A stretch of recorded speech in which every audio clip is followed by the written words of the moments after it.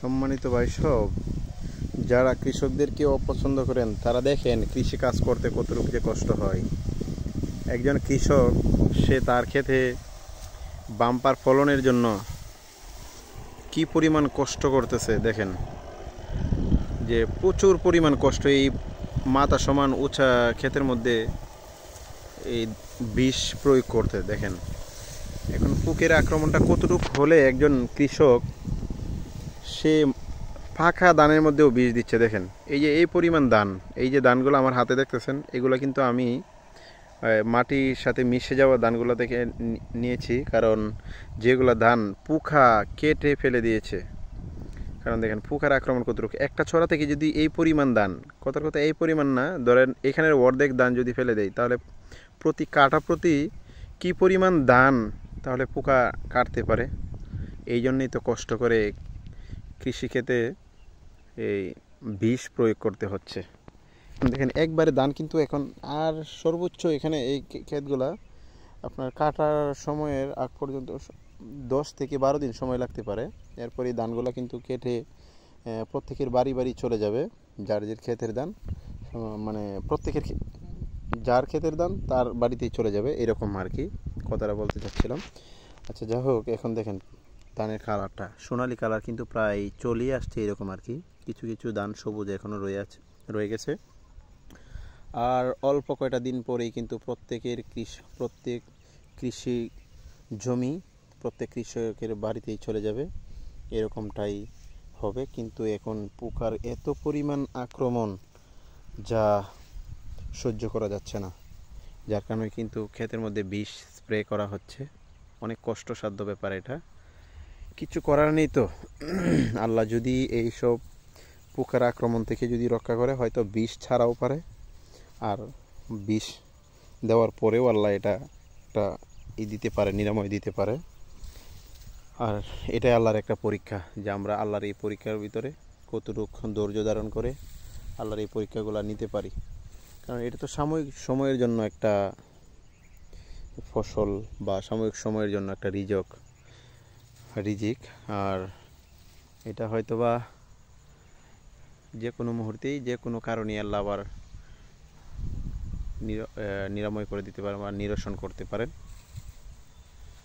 অনেক কষ্টসাধ্য ব্যাপার, কিন্তু এইভাবে বীজ দেওয়া জমিতে অনেকটাই কষ্টসাধ্যের ব্যাপার, কিন্তু এখন না পেরে দিতে হচ্ছে।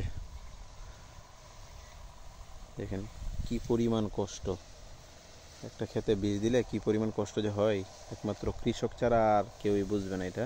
কিন্তু এরপরেও দেখবেন কৃষকরে অনেকেই পছন্দ করে না, কারণ তারা রোদরে পুড়ে বৃষ্টিতে ভিজে এই কৃষির ফলন কিন্তু সে ফলায়। আর অনেকেই আছে 10 তলা বিল্ডিংয়ে বসে বসে, 10 তলা উপরে বসে বসে সে এই রিজিকগুলা কিন্তু অল্প কয়টা টাকার বিনিময়ে কিন্তু সে পাচ্ছে। কিন্তু আমরা যারা কৃষক তারা কিন্তু অনেকটাই কষ্ট করতে হয়। আমরা কিন্তু আসলে সত্যিকারের আদর্শ কৃষকের আদর্শ সন্তান, বা আদর্শ কৃষক আবার বলা যায়, যদিও কথাটা আদর্শ সন্তান হিসেবে আমরা নিচ্ছি, কারণ আমাদের পিতা এমনভাবেই আমাদেরকে কৃষির প্রতি আসক্তি করেছেন। আমার পিতাও কিন্তু কৃষিকাজ করত, আর সেই ধারাবাহিকতায় আমরাও এখনও কৃষিকাজ করি।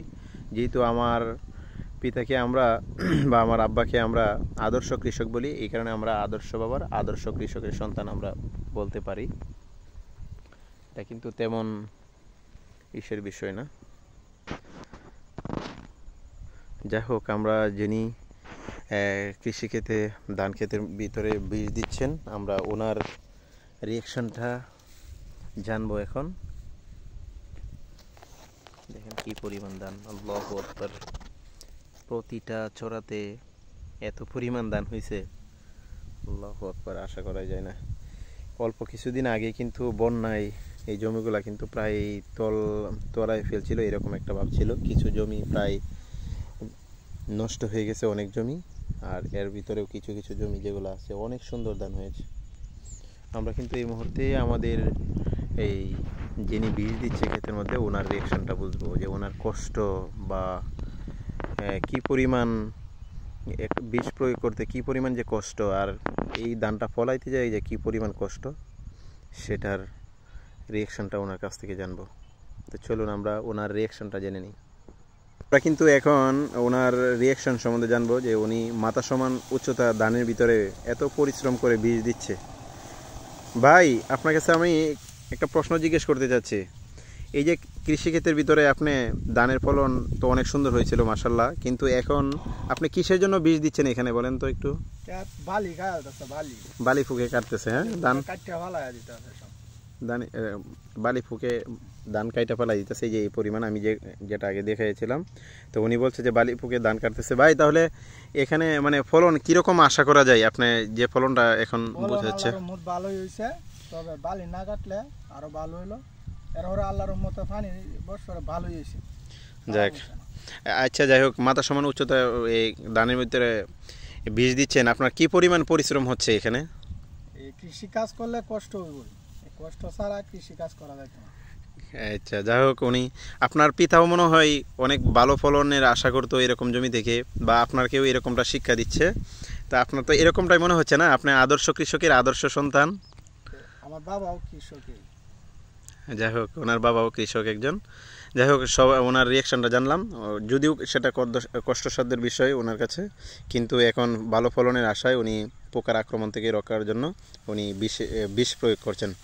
যাই হোক, এখন আমরা আর এখানে দেরি করব না, ভিডিওটা আমরা এখানেই শেষ করব। দেখা হবে অন্য কোনো ভিডিওতে। আজ এই পর্যন্তই। আসসালামু আলাইকুম।